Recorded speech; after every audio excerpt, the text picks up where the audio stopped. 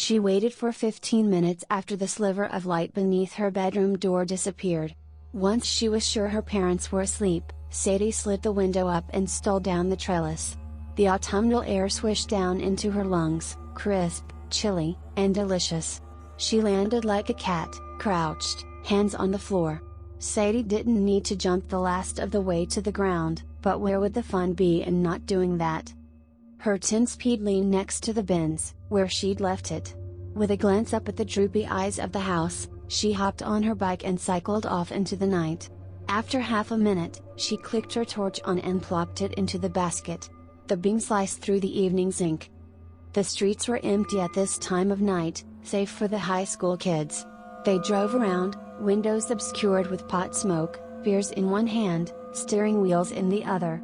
Sadie didn't bother to hide from these, but she did take caution to avoid collisions. If only her father, who grumbled about their poor driving skills, could see them now. It didn't take her long to reach Lisa's house. Google Maps told her it was an 11-minute journey, but she always raced to beat the time. She usually made it in 7 minutes or less. Not that she had her phone with her now. Her parents had installed a tracking app a few months back. Sadie left the blasted thing plugged in on her nightstand. Should they check in the morning, it'd seem she'd slept the night through. It never occurred to them that their modern child would leave the house without it. As far as they were aware, they'd succeeded in their attempts to curb their daughter's nighttime excursions. She flashed her light at Lisa's window. On, off. On, off. On, off. First, nothing. Then, the curtains stirred and the window clunked open. Sadie caught wind of a sigh. The voice that whispered down to her was thick with drowsiness. "I thought you were joking about tonight, Sadie." "I never joke about a hunt. Besides, your mom's working the night shift tonight, is she not?" Lisa groaned. "Can't we just sleep? I'm tired." Sadie shone the light across Lisa's form. "Evil never sleeps, Lisa." Sadie grinned. Lisa had not yet gotten into her pink pajamas. "Mr. Moore has been found dead in his home." "Really? Oh, God. Fine, just get that light out of my face, will ya? I'll be down in a moment." Sadie clicked the torch off and waited. After a spell, the front door of the Browns' house opened and closed. Lisa wrapped her cardigan around her and shivered. "Mr. Moore is dead? And a good evening to you too, my fellow protector." "Sade? Well, not dead." Lisa threw her head back and growled. "You always do this." "But he did say that a bat tried to enter his home last night. A specter of the macabre, I've no doubt. We should ensure the foul beast does not find any more prey." Lisa watched her breath float away. "Why'd we have to go out again this week, Sade? We went out on Sunday." Sadie sniffed the air. "Darkness lurks these streets, Lise. I can smell it." "All I can smell is your bullshit." Sadie silenced her with an upraised hand. "Quickly. My senses are tingling. We must head off the leech before he leaves his enclosure." Lisa's shoulders slumped.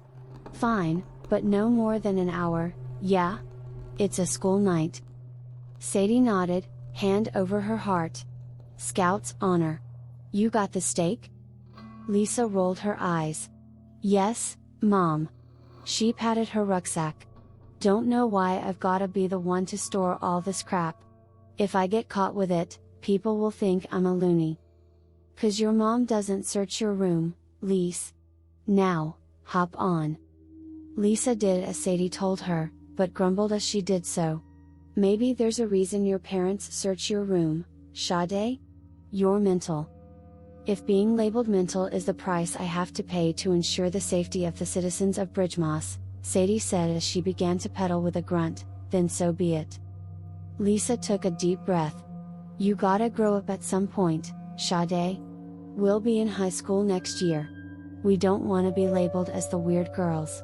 Those chicks never get dates. And still you doubt my gifts. You should have learned by now that this world is darker and more mysterious than the grown-ups would have you believe. So you keep saying. Do you not remember the Wolf of St. Wisnies? That was a stray dog. Ah, but did we not help the pound in catching a most evasive beast? Yeah, alright. I'll agree we did some good there. We helped a homeless dog find shelter. I think Katie's family adopted him. And of the ghost of West Woodbridge? You mean the broken wind chimes that Mrs. Andrews had in her porch? That sounded like wailing? And did we not put an end to such ghastly choruses? We stole them, fixed them, then hung them up again. Sadie sighed. Ah, another citizen protected. Lisa chuckled. Absolutely mental. So, where is it we're heading tonight? I don't want to go trudging through dirty streams full of broken glass and needles again. My mum'll kill me if I wreck another pair of trainers. Tonight, my fellow protector, we must head the destroyer off before he even leaves his lair. Oh, Jesus! I hate the cemetery. A thick mist clung to the ground. It seemed to seep from the very pores of the earth itself and offered the place a pale illumination.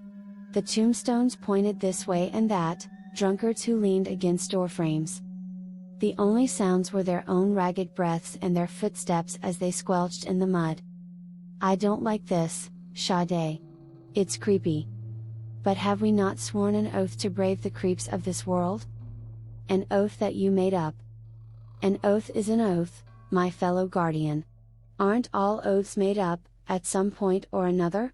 At what point do they start to mean something? Lisa hesitated.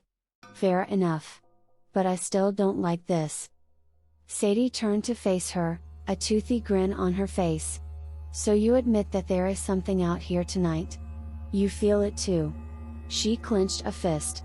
I knew under my tutelage you'd soon hone your senses. Lisa pulled her cardigan ever higher around her chest. Any further, and she'd risk ripping the damn thing. I don't know. But I know that if we get stabbed and mugged, my mom will be more pissed than upset. At first, anyway. We need not worry about being impaled by the drinker of life, it is he who should worry about us doing so to him. Lisa frowned. Sometimes, Sade, you get so wrapped up in your theatrics that you make no goddamn sense. Sadie shrugged. We gun-stabbed the vampire. Much better. But, still, can we go home? This is creepy. And I legit don't wanna get hurt. Sadie pointed forward with the stake. Hush, now. The moss-covered stones, features softened by the weather, gave way to the maze of the vaults. We draw near to the crypts, my sweet, poor, innocent, Lisa. Narrow structures with ancient doors, each one of a different design. Pointed roofs adorned with all manner of crucifixes. Steps led up or down to the entrances, all smothered in decayed leaves, wet with moisture. Thin, barely passable alleys wove between the stone tombs. The way ahead was impossible to see. Oh, I hate this place, said Lisa. Her voice rustled like the leaves beneath their feet. Low, quiet. Fear not, young Padawan, for I am here to guide you through tonight's gauntlet. Lisa stopped a few steps short of the labyrinth. 10 minutes. That's all you get, Sade. 10 minutes, and then we're back out and heading home. Deal? But we only just got here. Sadie, this is insane. I wanna be back at home. In bed. With a hot chocolate. And a good book. Sadie lamented. All right, Lise. But if the winged bringer of doom takes another life. Mr. Moore is still alive and kicking. Takes a life, then that blood shall be on our hands. Lisa eyed the first row sepulchres and chewed her lip. 10 minutes, Sade? Sadie thrust the stake forward. To the lair of Der Vampire. Okay, Sade. You've had 13 minutes. An evil number, if I ever heard one. Let's stay another minute. They were deep in the crypts, had walked non-stop, ears pricked, eyes peeled. They'd not found anything out of place, much to Lisa's prediction and to Sadie's chagrin. Sadie. Lisa's voice hardened. It startled Sadie. It was the type of tone her mother would use on her. They weren't little kids anymore, and her heart ached to see her childhood now in the rearview mirror. All right, let's go. Here? She handed Lisa the steak. For safekeeping. Next time, you get to pick what we do. Lisa smiled. Thanks, Sade? But no chick flicks. No, but no 80s horror movies that. Lisa's eyes darted to the point over Sadie's shoulder. She frowned. Sadie snatched the steak from Lisa's hands and twisted it around. On guard. But there was no denizen of the night there. Only the faded stone of an ancient crypt. With the door open ajar. A foul breath gasped through the crack. Aha! The beast has not hidden his abode well, Sadie said, voice a whisper. She gripped the steak tighter, knuckles white, teeth visible in her moonlit grin. Shh. Sadie, this is serious. Lisa put a hand on her shoulder before she could take a step. There could be grave robbers or anyone down there. I take my hunting very seriously, thank you, dear guardian. Sadie pulled away and strode towards the black door. And if they disturbed the slumber of the beast, it could spell doom for us all. An archway curled around the edges of the door, with slots for lanterns above and either side. The lanterns were present, but their innards were devoid of flame. Sadie paused at the foot of the steps, which ascended to the door. She read the name carved into the stone above the archway. Loretta Zaleska, she said in awe, and here we were thinking that the vamp was a man. Sadie tutted and shook her head. She looked at Lisa. Not very progressive of us, was it? We're not actually going down there. Are we? 'Cause that's trespassing. We could get arrested. We'd be doing the local law enforcement fools a favor, ridding them of one more vermin. I don't think that's how they'd see it, Sade. And I don't want to get a criminal record before I'm halfway through my teens. My mom'll make me wish I got stabbed by junkies if that happens. Just a quick peek, Lise. Sadie offered her the puppy dog eyes. Please. No. I'm not going down there. Sadie smiled at her. A smile that Lisa knew all too well. I'll be down just for a second, Lise. You stay here. No, Sadie, wait. But Sadie had already leapt up the steps and was at the door. Lisa loosed a noise of exasperation and then followed her friend. I swear, you're going to get me killed. The wet leaf squelched and squidged beneath her Converse. You don't have to join me, you know. Sadie had one hand on the door, the other held the stake in a Rambo-esque pose. I can defend Bridgemoss by my lonesome. Because somebody's gotta make sure you don't get yourself killed. Sadie nodded. Very wise. Who defends the defender? She pushed the door open. It squalled on its hinges, loud and rusty. Lisa grunted. She was about to say that the only thing Sadie defended anyone from was a night of peaceful sleep. But then a noise from the depths froze the words in her throat. The scrape of stone. Followed by a thud. A sandpaper groan. There was actually somebody down there. Sadie, Lisa licked her lips. Sadie, we should leave. Lisa's eyes were wide and wild. I don't like this, not one bit. Sadie remained a statue, one hand on the door, which was now 2/3 of the way open. Her heart bounced from side to side in her ribcage. She reaffirmed her grip on the stake. She cleared her throat, I think there's something in there. Like, something actually in there. Yeah? No, she. Sadie raised a finger to her friend's lips. Shh. Her eyes darted back and forth and she squinted. I'm listening. Sadie, let's call the cops and get out of here. Lisa shuffled and pulled her phone out of her pocket. She swore. Dead. This thing never holds its charge, anymore. Lend me yours, Sade? A hiccup in the rhythmic thump thump thump of her heart. I left it at home. You what? Mom and Dad keep trying to track my movements. So, I left it. Oh Jesus, Sade. Let's go. Let's go now. Shush, I said. I can hear something. Lisa bit her tongue and held her breath. I don't. There? A thud. A thump. The unmistakable sound of footsteps on stone. Sadie turned to face Lisa. Her gut plummeted into the ground. It's coming this way. The color drained from Lisa's face. A small squeak escaped her pressed together lips. Sadie grabbed her friend by the shoulders. We've got to hide, Lise. Lisa nodded and glanced around, a frightened rabbit in headlights. Where, Sadie? Where? Behind the crypt, come on. Sadie had to all but drag Lisa with her, further into the stone maze of the cemetery's lifeless heart. They went past 1, 2, 3 rows of vaults and then hooked to the side. Sadie hunkered down and pulled Lisa down into a crouch, the eddies of fog now as high as their chests. To dip into that grayness was to plunge into ice. She pressed her finger to her lips and nodded. Shh, shh. She braced against the rear of a tomb for balance and listened. Nothing. No thumps, thuds, slaps, taps, groans or growls. All was silent. Somewhere, an insect chirped. A bird cried out, and Lisa let out a little squeal. Sadie reached out and squeezed her hand. They waited. Sadie counted to a minute twice, and still, there was nothing. Hey, Lise, you still with me? The other girl nodded. I think the... A hoarse moan rent the air, sliced her sentence in half. Lisa's eyes bulged out of their sockets and she clamped her hands over her mouth. Gooseflesh prickled up all over Sadie's body.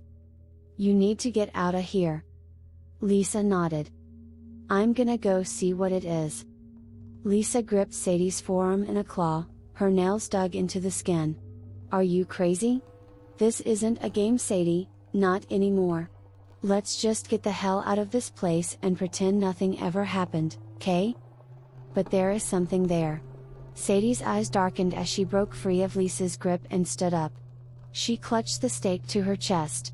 And I'm gonna find out what it is. Are you insane? We need to go. Sadie cast her eyes down to the ground. I can't, she whispered. We'll be in high school next year, and these hunts. Something swelled within her chest. This year will be the last year we can do this. Properly? I don't want to give it up, Lise. Not just yet. I'm not going to convince you to leave, am I? The defeat in Lisa's voice was tangible, but intermingled with it was something else. Pity? Love? She shook her head and said nothing. But you can go. Really? She nodded further into the crypts. If you keep going, you'll eventually come to the other side. The fence there isn't too high, you should be able to climb it fairly easily. You can head home if you want. I'll be fine. I'll catch up with you tomorrow. Lisa glanced in the direction Sade had directed. She hesitated for a moment, seemed to mull it over. She shook her head. No way in hell I'm leaving you here alone. She got to her feet, with some difficulty, due to how much she shook. We're the Bridgemoss Guardians, she pulled a crucifix from her bag, and we do things together. They waited for 15 minutes until the figures had shuffled on by, hearts lodged in throats. The girls never got a good look at them, but it didn't matter, their imaginations filled in the blanks. Once they were sure the horde had passed them, the pair made a break for the cemetery fence. Together, they scrambled up the wrought iron as laughter bubbled within them. Lisa had not felt this giddy in years. Adrenaline coursed through her veins. God, she felt so alive. As they stole down the other side of the fence, the midnight air rushed down her throat, sweet and cool. She and Sadie landed in synchronism, on all fours, as was the most fun way to do it.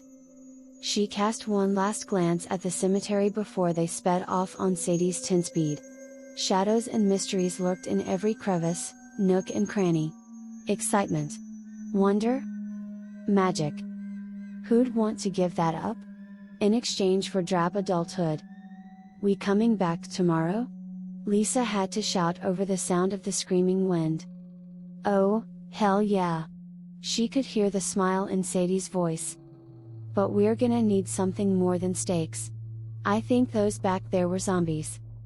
Sadie laughed as she pedaled with fury and the wind whipped their hair. You're learning fast, my protege. Bridgemoss Guardians away.